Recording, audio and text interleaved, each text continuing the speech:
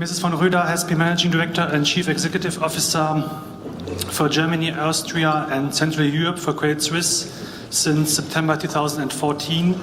As CEO, she is responsible for all investment banking and private banking and wealth management activities in the region named before. Before joining Credit Suisse, she worked at Deutsche Bank, UBS and Morgan Stanley, Germany, after studying astrophysics, and she possesses more than 20 years of experience in capital markets. And I would like to hand over to Mrs. von Roeder. Thank you. It's quite a walk to get here. Thank you very much, and I'm delighted to be able to speak today about a topic that is sort of bringing myself back to square one. Because, as just introduced, I did astrophysics, and part of my astrophysics degree was coding. It was coding Monte Carlo simulations in Fortran 77. And when I joined Morgan Grenfell at the time, I actually started in the risk department. An interesting bit about that was actually it was coding, it was digitization, it was calculation and preparation of the value at risk reports in Deutsche Bank. Now, what I find interesting, and I only understood that now, is that at the time that was a startup, and it was very much like a startup because actually we could decide how our computer programs were designed, which systems we would use, how our processes would look, and how our reports would start. And I have to say, now coming the full loop and being back and responsible for risk management, but also digitization and automation, I'm learning what a kind of luxury situation I was in at the time. So this speech is very much about the practitioner's view on digitization. I'm sure you've heard a lot about the future and how it's all going to work. And I thought I'd let you a little bit inside the day-to-day world of digitization and so how things work.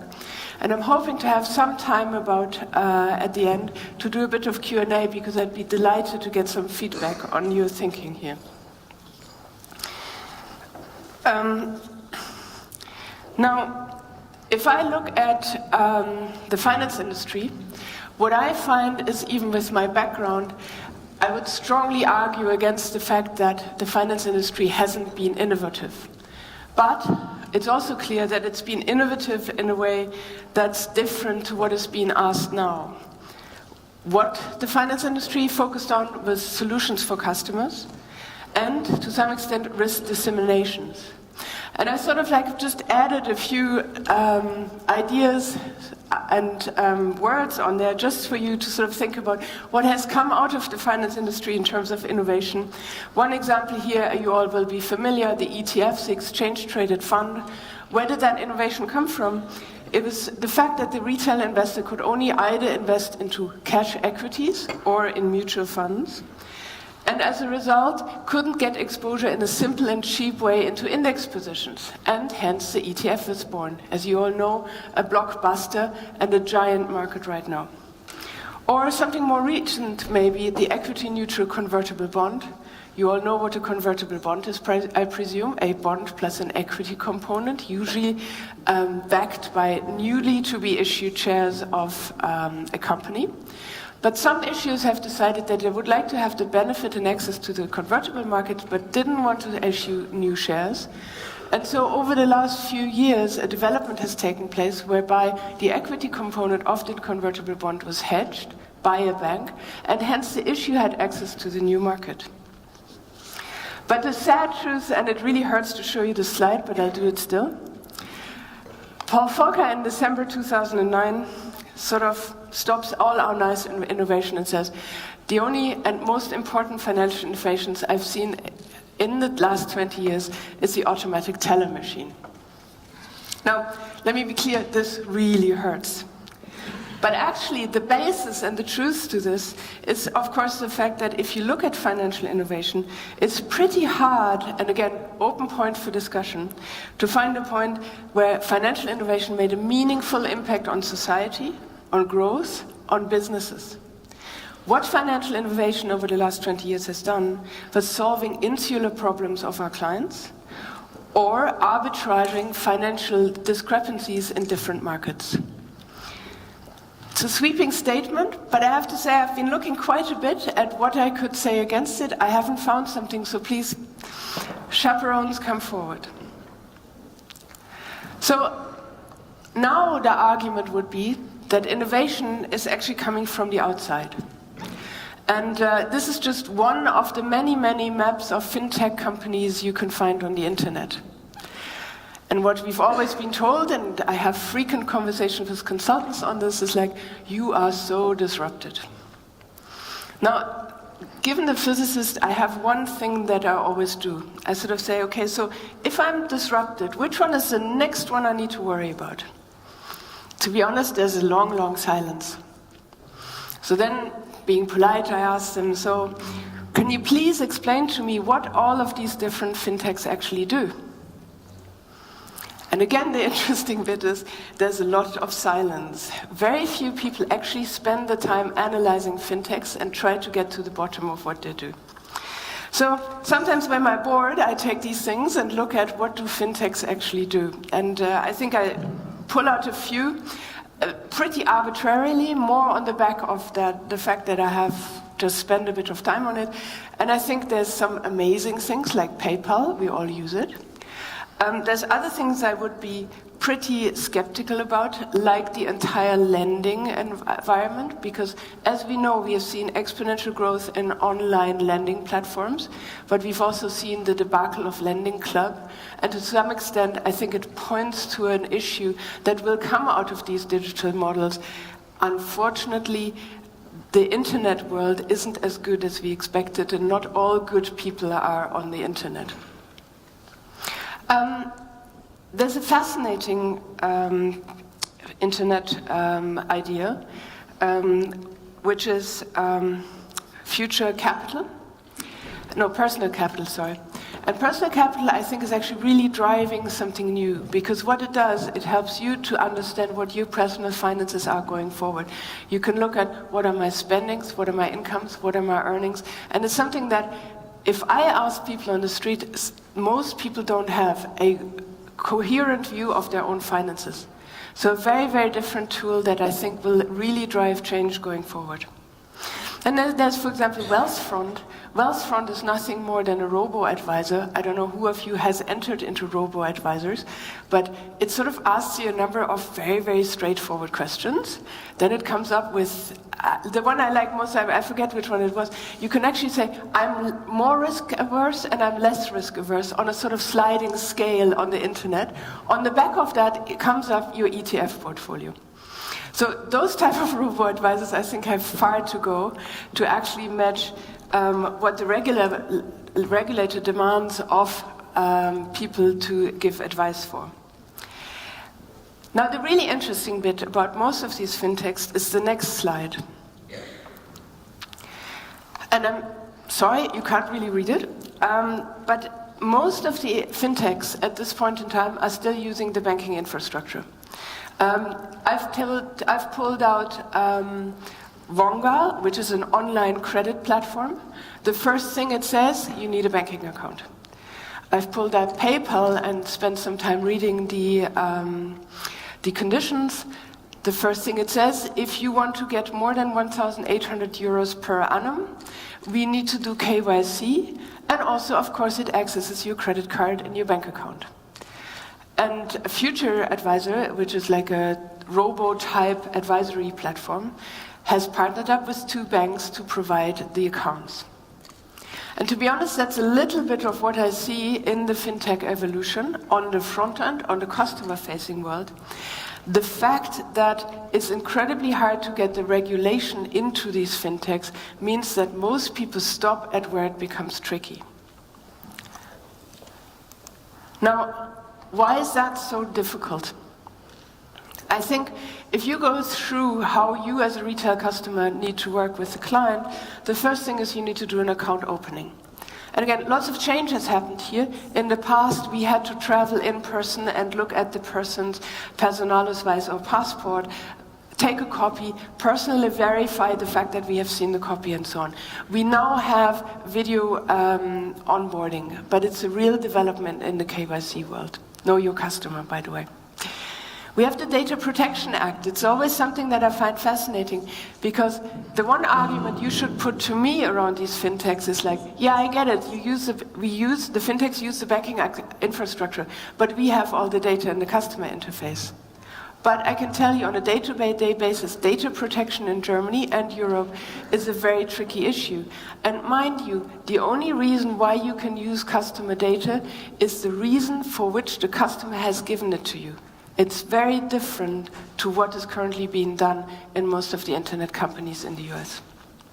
Customer protection. I don't know who of you has ever tried to buy some equities from a bank. The amount of forms you need to fill in is something that really is quite difficult to replicate in an online world. As banks solving that issue, and there's some banks who are right now doing that, and getting an online advisory tool, BaFin approved, MiFID II approved, that will really drive change around what customers can actually be offered. Documentation, just one thing I think that's changing now, or is about to change. Any credit documentation needs to be signed by you personally. And then, of course, there's all the regulations and clear rules of risk management. So what are we seeing?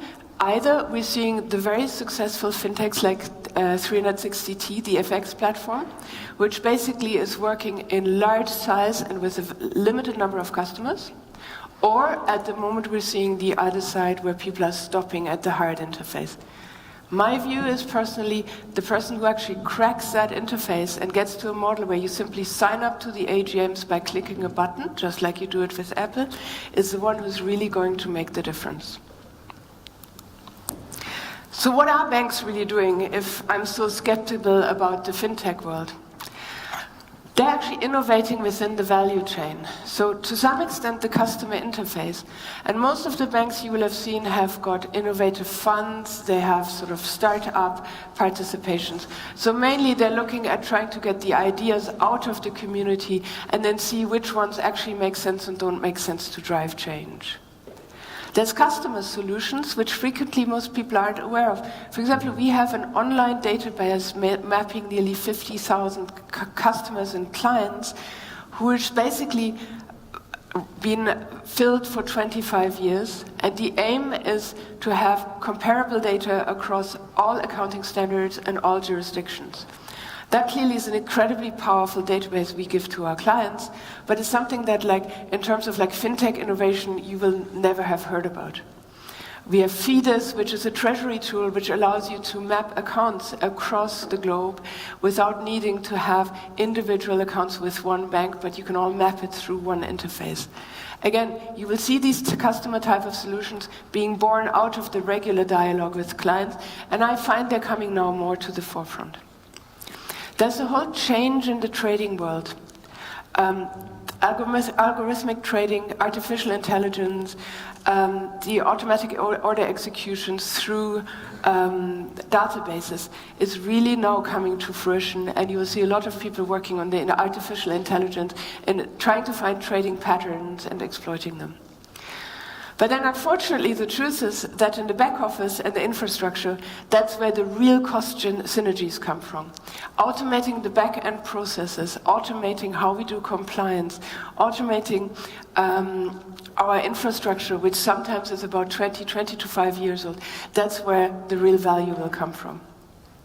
Now, most banks you will speak to, they will tell you that part of the infrastructure still has things like Fortran 77 or P1, which is programming language number 1, as part of their core banking infrastructure. And that's what people are spending time and work on.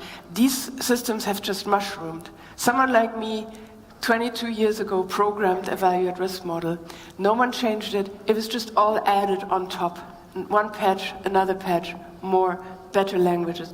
But no one actually fundamentally made the change. And that's the challenge that most banks are in. But there's a key driver for this. And as you all know, interest rate environment is not very benign. And as a result, the digital transformation is the key driver for cost savings. Again, you won't be able to read the numbers. Deutsche Bank estimating 800 million of cost savings. ING DiBa, 1 billion. Barclays, I think, also roughly 1 billion. And McKinsey is clearly making the statement that digitization in banking is much more about back office optimization than the front office cool stuff. So, huge cost savings, less mistakes, better front end for the customer, happier customers. So why are banks not simply getting on with it? And again, it should be pretty easy. So how do you automate a process? The interesting bit is, first of all, what is a process?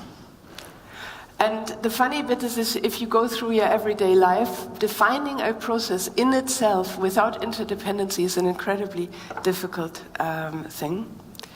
Then you have to analyze the process. So who's doing what, why, and how? Which again, as you can imagine, is pretty hard for the people doing it on a day-to-day basis to explain it. Then you need to simplify the process, and that will mean you need to cut what is actually be done for the customers. And once you've done all of these steps, the actually easy bit is the automation. Now, I thought I will try and find something that you can all relate to. And I thought, let's take everyday life and let's take the process of making a breakfast. So first of all, we need to define the process of making a breakfast in such a way that a computer could actually accept and we can program it. So very yes, no type of decisions. Then the next one will be, so how do I find out how I make a breakfast? Who do I speak to? And of course, the most obvious one is, and we'll see in a second why that's actually not that easy, is the person that at the moment makes the breakfast. So normally I would go to my wife, don't have one, so I went to my housekeeper and said, so how do you make a breakfast? And she'll give me a very easy answer. She's like, yeah, but I take the bread and then I take the muesli and I don't know, and if someone wants something else, this is how I do it. Now, of course, you can't explain it to a computer like this. So I tried to come up with, how do I make breakfast? And the first question, I could even start earlier, but I started there. It's like the simple question, is it morning? Next question would be, are people in the house? Are any of them hungry? Do I have the required foods in the house? And then now the first questions come, yes and no. So if I have the right foods, they're sufficient, I can just make my breakfast. If not, I need to go and ask myself, do I have some cash to buy some food? If I have cash, is there a shop? Is the shop open? Does the shop have the missing ingredients? Or is there a bank? Can you access cash? Or is there a friendly neighbor I could simply ask and get my breakfast material from without cash? All of these questions you would need to sort of like explain to your computer that that's what they need to do. I think actually that sounds still pretty simple. I mean, of course, I could start earlier. So for example, am I alive? I could also say, is there a bank and is there still cash in the account? And then I could sort of move on. So if not, I need to go and work and these type of things. But sort of that process is actually pretty well defined. Now the truth is though, most of the processes we would look at are very different. So it starts with, is it morning? And it starts with, are there actually people in the house? And it starts with some of them hungry. And then it goes into all of these specialist demands that you would have for your different customers. And remember, these processes are in part 20 years old. And for banks, it was pretty easy to sort of like formulate strategic offerings for the customers. So if the customer said, look, I only want to have a 2.5-year swap, of course we did it. And that's why our processes are a little bit like this. One of them wants jam. The next one is lactose intolerant. The first one wants salami. The other one wants another salami. Muesli, and so on, so on. One of them had early breakfast. One of them wants to have late breakfast. So the problem we are having is when I speak to my housekeeper and say, like, so how do I make breakfast? The reason why most people that are in the middle of a process cannot explain what they're exactly doing is because they have so many varying demands, and it's incredibly hard to prioritize what is now important and what is not important.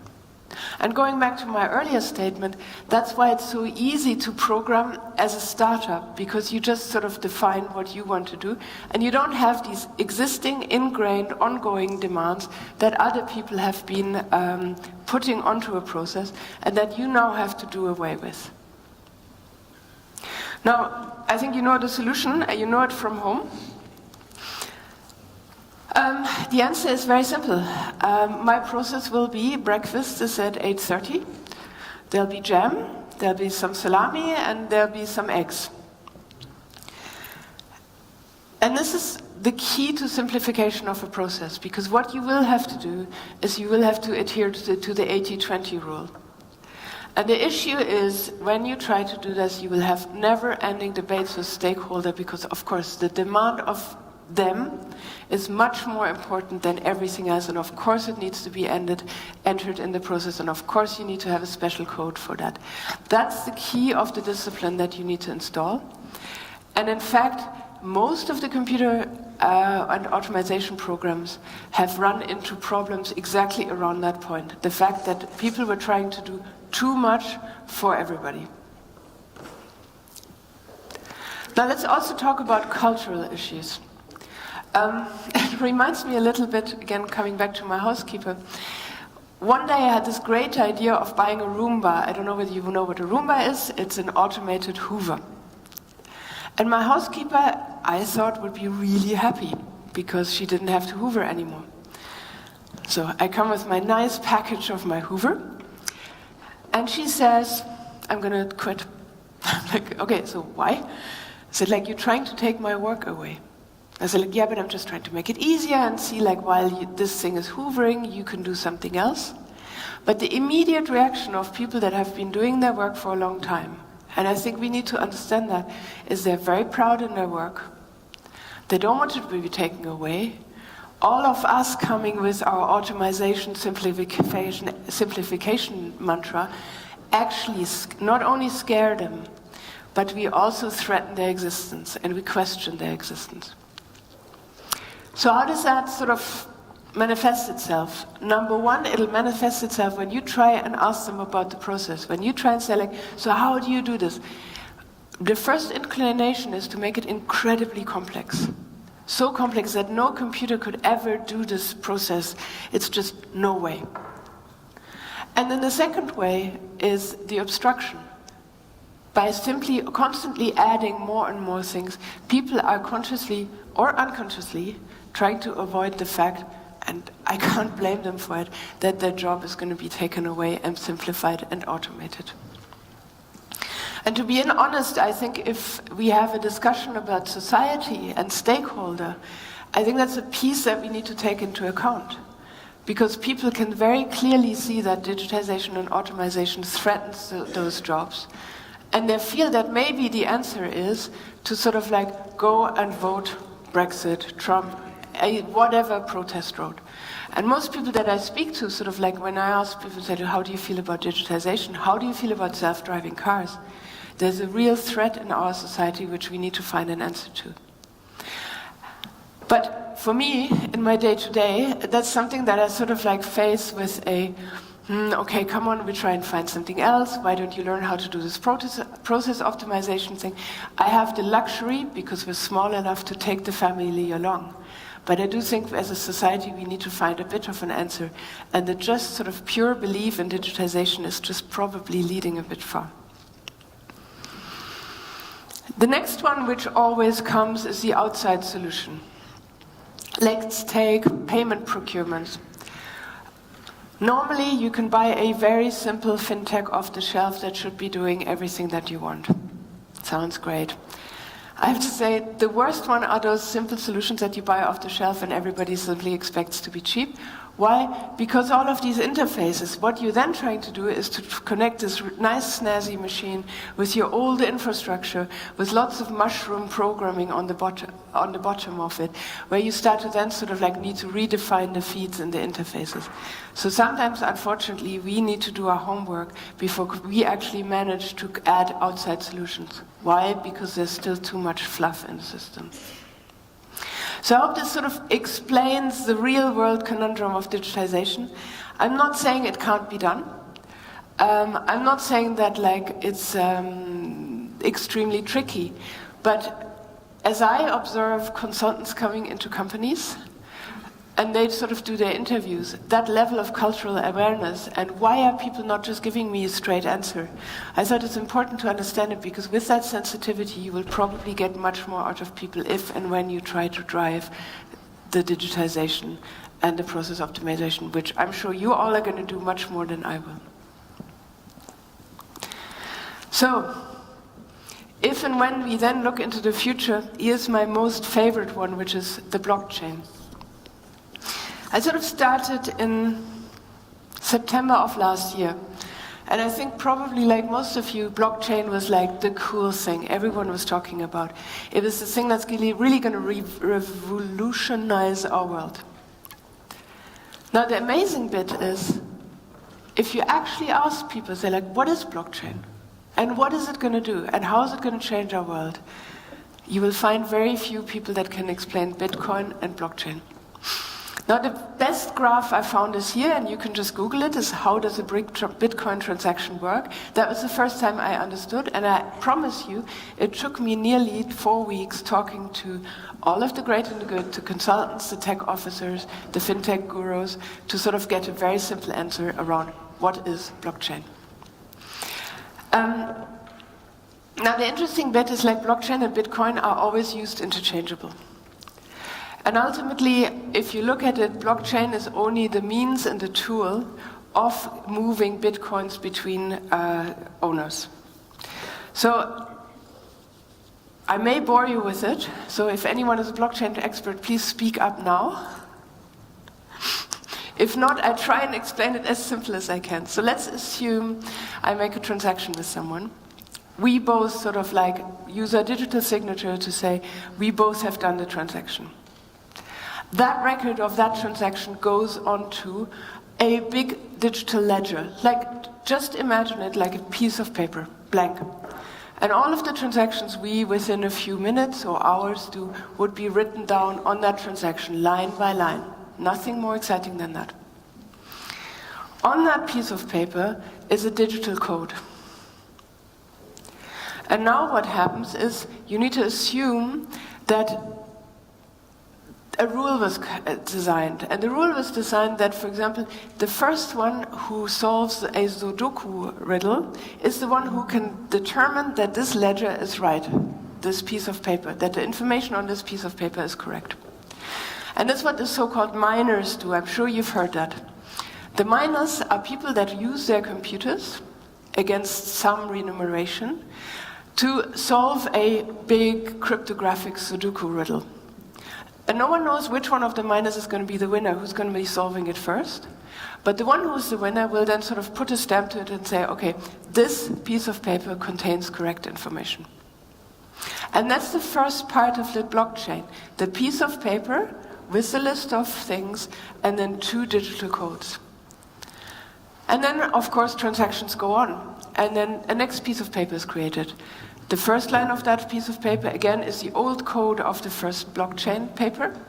And then the same mining process starts again, and a next sheet of paper will be deemed to be truth. And as a result, going further back, you know that it can't be changed on a retroactive basis, because these codes are, in a way, a little bit like seals on the transactions.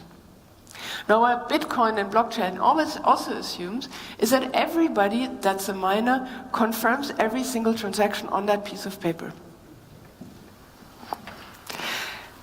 So, if I think about Bitcoin and blockchain and what can we learn from that, I think the first and most important one is there's a strong belief in cryptography and the fact that it's better to have a cryptographic code that is unbreakable as a sort of measure of truth and false, rather than trusted third-party counterparties.